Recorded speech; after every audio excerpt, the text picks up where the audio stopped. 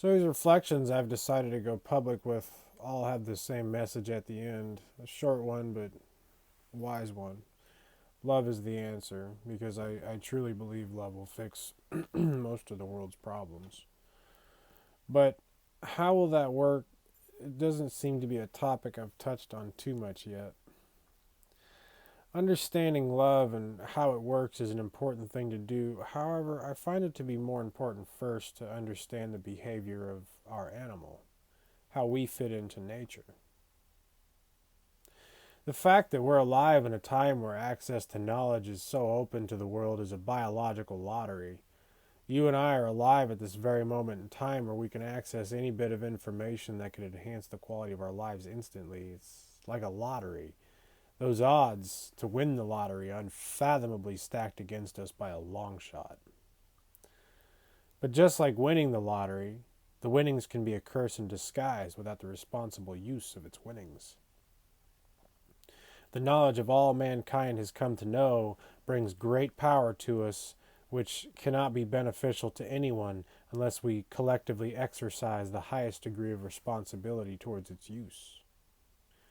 Failure to collectively be responsible with the great power of knowledge is a collective irresponsible failure indeed. Collective failures echo its chaos through time, for many generations and beyond. Think of the early 1600s when the slave trade began. That was a collective failure in which the echo is still heard to this day. Well, why do we collectively fail? Well, it seems to be in our nature to be selfish, which really isn't quite our faults. We're born with this drive. It's a survival instinct. In order to survive in nature, an animal must conduct itself in a way that protects its own life first. But even nature finds a way to form a structure to ensure its own survival through the use of collective success. Think of the structure in a pack of lions. The, the alpha is the alpha of the pack sleeps most of the time, and the food is brought to him. He eats first, and he attacks any of the others who dare take from his plate. A very selfish conduct and not very civil in any sense of the word. But is there a reason for this? Has he earned his right to sleep? Has he earned his right to attack and be selfish? If you study further into this pack, you'll find that the females are the primary hunters. Their bodies are designed for it by nature, and they lurk in the fields waiting to kill.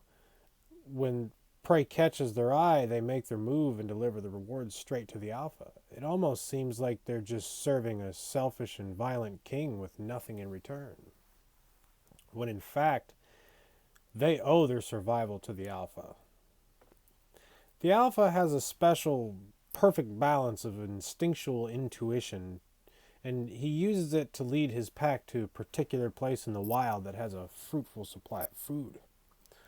And the others know this. They pay homage to the alpha by allowing him to rest and bring him food as a reward for his guidance. They're making selfless sacrifices for the future survival of their species.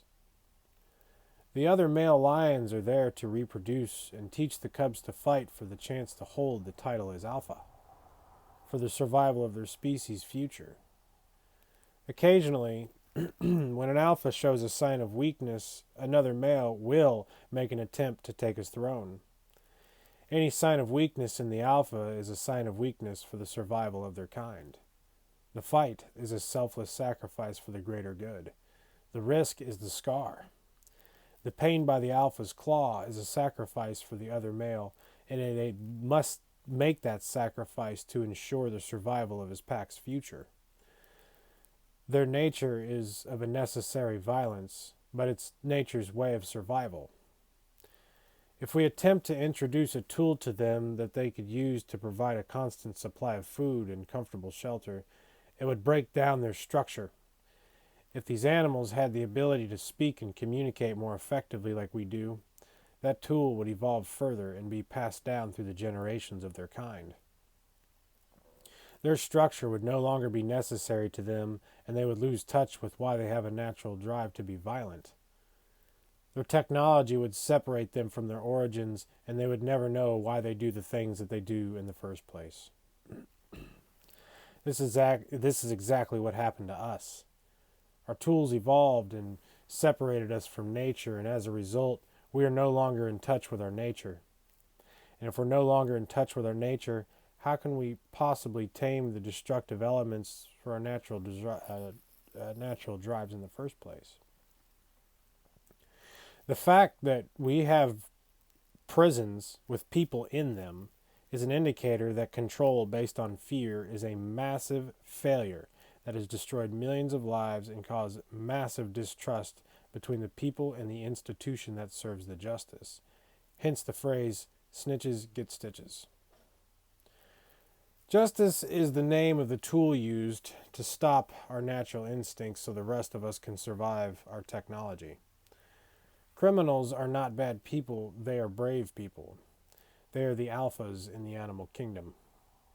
Their genetics don't allow them to fit in with our technological age. It's almost like they're trapped in a world they don't belong. One thing most criminals seem to have in common is the lack of proper love as a child, the patience and kindness, the forgiveness and understanding. Most of them were not treated properly at all. Their adult lifestyle is a reflection of their youth. They must have been an unruly child and caused a headache for their parents. But the parents were also not taught the ancient practice of true love, so their bad decisions were made, but through no fault of their own. We can capture our children's unique braveness and guide it towards a productive and useful industry in the world we live in today. The military, the police force, open ocean oil rigs or container ships, the professions where bravery is a necessary personality trait. Love means to have patience, and if love is practiced by true definition, it will never fail. Love has a power behind it that, when used with a selfless purpose, the power is felt.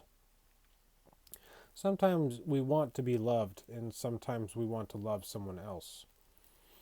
But if you study the definition of love and practice it for your own purpose, it won't work. You must practice this art by definition for someone else because they need it and it has nothing to do with you. That's when its power is felt.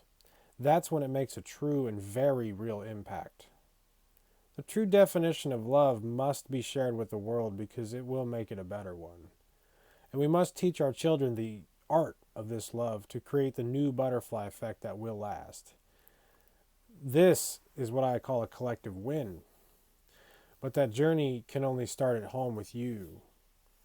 If you can make your home a better world first, we can all make our world a better home.